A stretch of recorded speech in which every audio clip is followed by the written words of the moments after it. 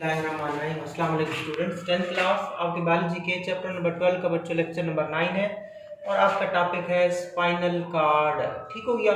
ये long question आपका बन सकता है और शॉर्ट क्वेश्चन भी पूछते हैं कि स्पाइनल कार्ड के काम क्या है, या वाइट मैटर और ग्रे मैटर में क्या फ़र्क है, या मिक्स नर्व कैसे बनती है, तो ये आपसे पूछा जा सकता है। सो इसको कवर करते हैं। Spinal cord, spinal cord is an in fact A tubular bundle of nerves. It start from the brain stem and extend to the lower back. अब इसको देखिएगा बच्चों कि स्पाइनल कार्ड जो है इसके ऊपर जो मौजूद है बच्चों मेडुला ऑब्लांगेटा मौजूद है। इसके ऊपर कौन मौजूद है? हाइंड ब्रेन का हिस्सा मौजूद है जिसका नाम मेडुला ऑब्लांगेटा है। यहाँ से स्पाइनल कार्ड तक शुरू हो जाता है बच्चों, यहाँ से स्पाइनल कार्ड शुरू हो जाता है। ठीक हो गया। सो ये स्पाइनल कार्ड जो है it is a in fact A tubular bundle of nerve.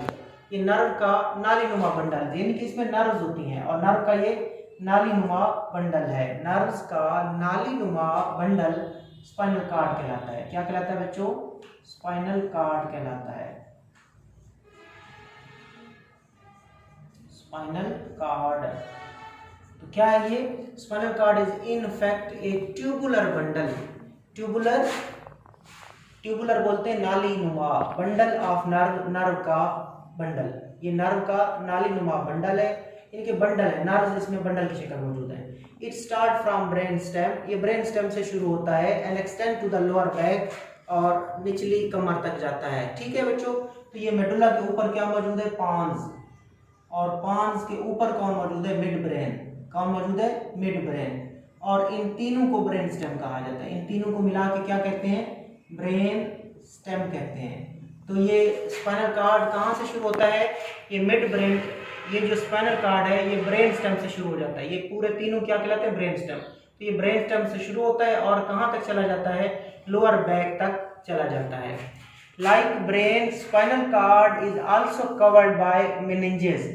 The vertebral column surround and protect the spinal cord. जिस तरह बच्चों ब्रेन में 3 लेयर meninges की होती हैं, तो स्पाइनल कार्ड के गिर्द भी क्या होती हैं? 3 लेयर meninges की होती हैं। कितनी लेयर्स meninges की होती हैं? 3 लेयर meninges की होती हैं, इधर भी और इधर भी, हिफाजत के लिए।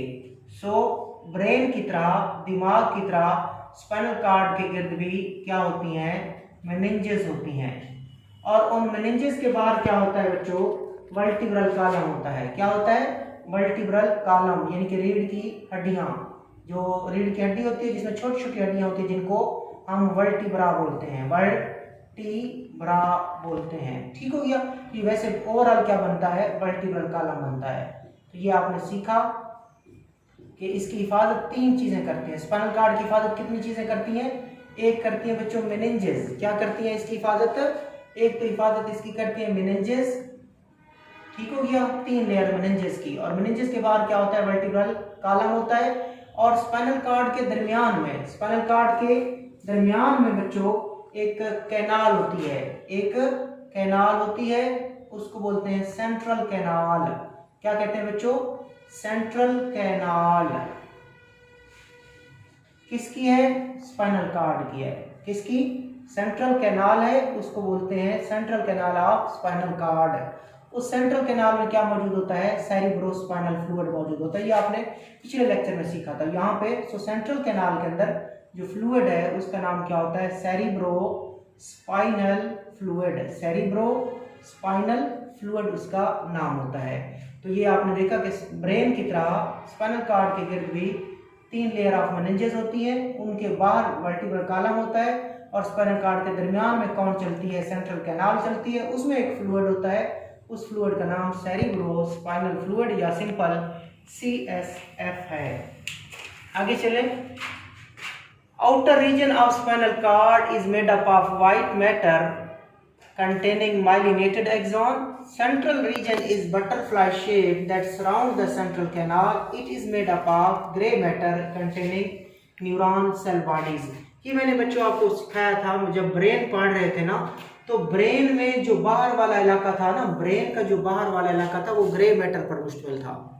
ठीक है। लेकिन मैंने आपको बताया था तब भी कि स्पाइनल कार्ड में जो बाहर का इलाका होगा, आउटर रीजन होगा, वो किस पर मुश्तमिल होगा? व्हाइट मैटर पे। और जो इनर रीजन होगा, कौन सा रीजन, इनर रीजन जो होगा, इनके सेंट्रल रीजन जो होगा वो किस पर मुश्तमिल होगा, ग्रे मैटर पे। ठीक है, स्पाइनल कार्ड का मैंने बताया था। ब्रेन में ये रीजन उलट होते हैं, ब्रेन में जो बाहर वाला होता है वो ग्रे मैटर होता है और अंदर वाला जो होता है वो व्हाइट मैटर होता है। बाकी व्हाइट मैटर जहां का भी हो वो किस पर मुश्तमिल होता है बच्चों, मेलिनेटेड एक्सॉन्स पर मुश्तमिल होता है। और उसमें जो ग्रे मैटर होता है वो न्यूरॉन के सेल बॉडीज पर मुश्तमिल होता है। और दूसरा किस पर मुश्तमिल होता है, दूसरा ये मुश्तमिल होता है नॉन मेलिनेटेड एक्सॉन्स के ऊपर। सो देख लेते हैं, तो ये डायग्राम है बच्चों, डायग्राम से देखते हैं कि हमने किया क्या बच्चों। ऐसे स्पाइनल कार्ड है, स्पाइनल कार्ड को हमने क्या किया, काटा, लंबाई के रूप काटा, यानी कि ऐसे काटा, लंबाई के अगेंस्ट काटा, इसको क्रॉस सेक्शन बोलते हैं। तो हमने स्पाइनल कार्ड का क्रॉस सेक्शन लिया तो हमें स्पाइनल कार्ड की ये वाली शक्ल नजर आई। ठीक है, तो स्पाइनल कार्ड का ये क्रॉस सेक्शन है। सो जो बाहर वाला इलाका स्पाइनल कार्ड में होता है, उस बाहर वाले इलाके का नाम व्हाइट मैटर होता है। ठीक हो गया बच्चों, तो स्पाइनल कार्ड के बाहर वाले इलाके का नाम व्हाइट मैटर है। और व्हाइट मैटर में क्या चीजें मौजूद है, कंटेनिंग माइलिनेटेड एक्सॉन, माइलिन वाले एक्सॉन्स होते हैं। सो व्हाइट मैटर में कौन से एक्सॉन्स मौजूद है, माइलिनेटेड एक्सॉन्स मौजूद हैं। जबकि अब चलते हैं सेंट्रल इलाके की तरफ, अंदर वाले इलाके की तरफ, जो हमें किसकी तरह दिखाई दे रहा है, बटरफ्लाई शेप्ड, तितली की तरह दिखाई दे रहा है। किसकी तरह दिखाई दे रहा है बच्चों, तितली की तरह दिखाई दे रहा है। तो इस दरमियानी इलाके को जो तितली की तरह है इसको हम कहते हैं ग्रे मैटर बच्चों। क्या कहते हैं इसको, ग्रे मैटर कहते हैं। इसमें सेल बॉडीज होती है, याद रखिएगा, ग्रे मैटर में सेल बॉडीज होती हैं। और आप लिख सकते हैं साथ नॉन मेलिनेटेड एक्सॉन्स होते हैं, जबकि व्हाइट मैटर में माइलिनेटेड एक्सॉन्स होते हैं। इसमें ऐसे एक्सॉन होते हैं जिनके ऊपर मेलन की शीट होती है। ग्रे मैटर में एक तो सेल बॉडीज होती हैं और दूसरे एक्सॉन होते हैं जिनके ऊपर मेलन नहीं होती। सो दो इलाके स्पाइनल कार्ड में आपने देखे, बाहर वाला व्हाइट मैटर और अंदर वाला बटरफ्लाई शेप इलाका क्या कहलाता है, ग्रे मैटर कहलाता है। और ग्रे मैटर के बिल्कुल दरमियान में सेंट्रल कैनाल भी मौजूद होती है। क्या मौजूद होती है, सेंट्रल कैनाल भी मौजूद होती है, जिसमें क्या होता है बच्चों, फ्लूइड होता है। और उस फ्लूइड का नाम CSF है, CSF है। आगे चलें, 31 pair of spinal nerve arise along the spinal cord. These nerves are mixed nerve. बच्चों स्पाइनल कार्ड से कुछ नर्व्स निकलती हैं और कुछ नर्व स्पाइनल कार्ड की तरफ जाती हैं।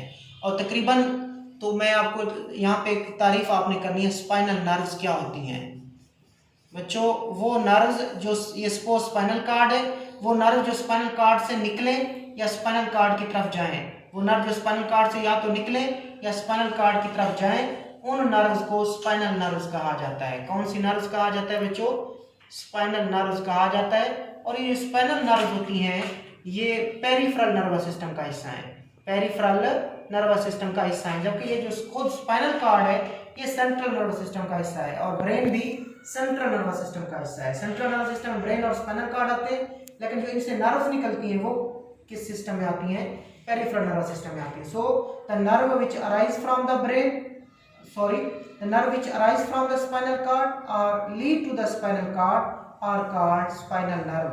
वो नर्व जो स्पाइनल कार्ड से निकले या स्पाइनल कार्ड की तरफ जाएं उनको स्पाइनल नर्व कहते हैं। आगे MCQs है, इनके 31 जोड़े होते हैं, याद रखना। स्पाइनल नर्व्स के कितने जोड़े होते हैं, 31। तो टोटल कितनी बनेंगी, टोटल स्पाइनल नर्व 62 होती हैं। जोड़े कितने होते हैं, 31 जोड़े होते हैं। ठीक है, और ये जो स्पाइनल नर्व होते हैं जिनके 31 जोड़े होते हैं, स्पाइनल नर्व सब की सब मिक्स नर्व होती हैं। कौन सी नर्व होती है, ये सब की सब मिक्स होती हैं, यानी कि इन नर्व के अंदर एक्सॉन्स मौजूद होते हैं।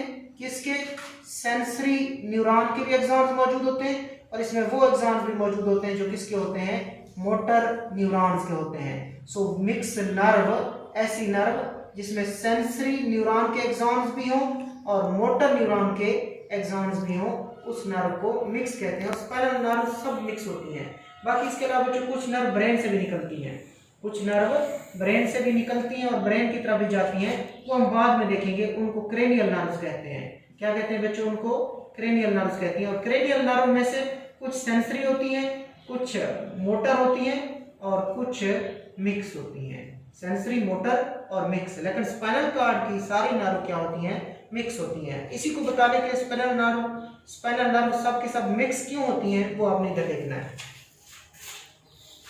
31 pair of spinal nerve arise along the spinal cord, spinal cord से 31 जोड़े स्पाइनल नर्व के निकलते हैं। स्पाइनल कार्ड से जो नर्व निकलती है उनको स्पाइनल नर्व कहते हैं। 31 जोड़े होते हैं। And they are all mix nerve, और सब की सब कौन सी नर्व होती है बच्चों? मिक्स नर्व होती हैं, यानी कि ऐसी नर्व होती हैं जिसमें सेंसरी न्यूरॉन के एक्सॉन्स भी शामिल होते हैं और मोटर न्यूरॉन के एक्सॉन्स भी शामिल होते हैं। और नर्व क्या होती है? एक्सॉन्स का मजमूआ। किसका मजमूआ? एक्सॉन्स का मजमूआ। अगर उसमें सेंसरी न्यूरॉन के एक्सॉन्स भी हैं और मोटर न्यूरॉन के एक्सॉन्स भी हैं तो वो नर्व मिक्स होती है। क्यों मिक्स है? Because each contain axon of both sensory and motor neuron. ये नर्व मिक्स होती है क्योंकि इसमें सेंसरी न्यूरॉन के एक्सॉन्स भी शामिल हैं और मोटर न्यूरॉन्स के एक्सॉन्स भी शामिल हैं, लिहाजा नर्व क्या हो जाएगी? मिक्स हो जाएगी। आगे चलें। All at the point where spinal nerve arise from the spinal cord, there are two root of the spinal nerve. Spinal cord पे वो मकाम जहाँ पे स्पाइनल नर्व निकलती होती है वहाँ पे दो रूट्स होते हैं, दो रास्ते होते हैं। बोथ रूट यूनाइट, और दोनों रास्ते मिल जाते हैं, and form A one mix nerve, और उनसे एक मिक्स नर्व बन जाती है। तो अब ये आपको बताया जा रहा है मिक्स नर्व बनाने का तरीका कि किस तरह स्पाइनल नर्व मिक्स होती हैं। उसने क्या कहा? At the point where spinal nerve arise from spinal cord, कि वो मकाम, वो पॉइंट जहाँ पे स्पाइनल नर्व स्पाइनल कार्ड से निकलती है, देयर आर टू रूट, वहाँ पे दो रूट्स होते हैं, वो दो रास्ते होते हैं। ठीक है, बोथ रूट यूनाइट, बाद में दोनों रास्ते मिल जाते हैं, and form one mix nerve, और एक मिक्स नर्व बनाते हैं। ये डायग्राम देख ले बच्चों, कितने रास्ते होते हैं? दो रास्ते होते हैं। कितने रास्ते होते हैं? दो रास्ते होते हैं बच्चों। सपोज एक ये रास्ता है, एक ये रास्ता है। इस रास्ते का नाम होता है डार्सल रूट। क्या नाम होता है बच्चों? Dorsal root. एक रूट डार्सल रूट होती है, और याद रखिएगा जो डार्सल रूट होती है उसको पोस्टीरियर रूट भी कहते हैं, और वो सेंसरी न्यूरॉन के एक्सॉन पर मुश्तमिल होती है। किसका मुश्तमिल होती है? सेंसरी न्यूरॉन के एक्सॉन पर मुश्तमिल होती है, लिहाजा वो सेंसरी होती है, पैगाम को लेती है। और आगे जाके सेंसरी न्यूरॉन की सेल बॉडीज मिल जाती हैं और गुच्छा बन जाता है सेल बॉडीज का, और सेल बॉडी के गुच्छे को, सेल बॉडी की कलेक्शन को हम क्या कहते हैं? गैंग्लिया कहते हैं। और ये डार्सल रूट पे बनता है। याद रखिएगा गैंग्लिया भी किसका हिस्सा है? पेरिफेरल नर्वस सिस्टम का हिस्सा है। और नर्व्स भी किसका हिस्सा होती हैं? पेरिफेरल नर्वस सिस्टम का हिस्सा होती है। पेरिफेरल नर्वस सिस्टम में एक तो गैंग्लिया आते हैं, और दूसरा पेरिफेरल नर्वस सिस्टम में क्या आती हैं बच्चों? नर्व्स आती हैं। ठीक हो गया। और नर्व एक्सॉन्स का मजमूआ होती है, जबकि जो गैंग्लिया होते हैं ये सेल बॉडीज का मजमूआ होते हैं। सो आपने देखा स्पाइनल कार्ड से एक रूट कौन सी निकल रही है? डार्सल रूट निकलती है। उसी डार्सल रूट के आगे, डार्सल रूट होती कौन सी है? सेंसरी न्यूरॉन के एक्सॉन्स पर मुश्तमिल होती है। फिर उन सेंसरी न्यूरॉन की जो सेल बॉडीज होती हैं वो मिल जाती हैं और गैंग्लिया बनाती हैं। ठीक है। और चूंकि ये सेंसरी है, इसने पैगाम को यहाँ से लेना होता है, रिसेप्टर से पैगाम को इसने लेना होता है, और पैगाम ऐसे चला जाएगा, स्पाइनल कार्ड में जाएगा। जबकि जो दूसरा रास्ता होता है बच्चों वो वेंट्रल रूट है। दूसरा रास्ता कौन सा होता है? ये वाला डार्सल रूट है, ये वाला रूट कौन सा है? वेंट्रल रूट है। सो एक डार्सल रूट होती है और दूसरी वेंट्रल रूट होती है। वेंट्रल रूट को हम एंटीरियर रूट भी कह सकते हैं, और उसमें मोटर न्यूरॉन के एक्सॉन्स होते हैं। मोटर न्यूरॉन के एक्सॉन्स होते हैं, गैंग्लिया इधर नहीं होता। सो लिहाजा इधर से पैगाम किसके पास जा रहा है? यहाँ पैगाम ऐसे जाएगा, क्योंकि यहाँ पे मोटर न्यूरॉन है, यहाँ से पैगाम ऐसे जाता है और किसके पास जाता है?